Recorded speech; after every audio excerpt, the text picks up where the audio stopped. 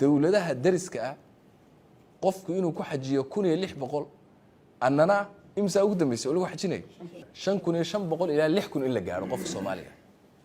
ayuu gaaray marka waa isbaaro loo dhiganaya marka in qofkii Ilaahay uu soo caabudo xajkii guto ayaa isbaaro loo dhiganaya marka waa sad an sabiilillah caadi ah oo dadka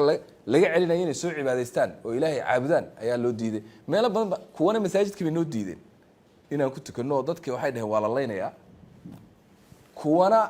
kanayba isbaaro dhigteenba xajkii bay dadka u diideen oo inay Ilaahay soo caabudaan ayaa iyaguna u daad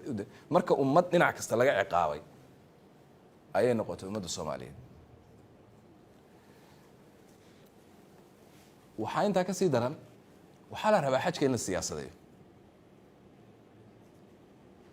xajku siyaasad ma galo cibaadadu siyaasad ma gasho rukn min arkaan al-islam siyaasad ma gali karo meel la siyaasadeyn karo ma rukn min arkaan al-islam oo salaadii shahaadateynki iyo salaadii iyo soonkii iyo zakadii iyo xajka siyaasad ma gali karaan lama siyaasadeyn karo lama kooxayn karo lama guruubayn karo ma noqonayo hebel iyo waxaas ma aha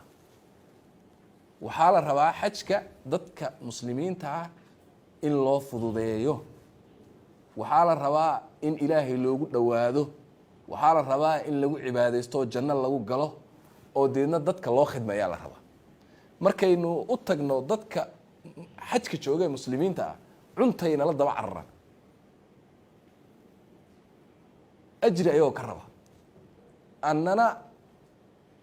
shilin kala had iyo cadaab iyo inta ka dhufso ayaan anagana la daba soconaa dadka marka waxa loo baahan yahay in aan isbeddelaa loo baahan yahay ma banaana in la tasyiisiyo oo siyaasad la geliyo xajka mana geli karo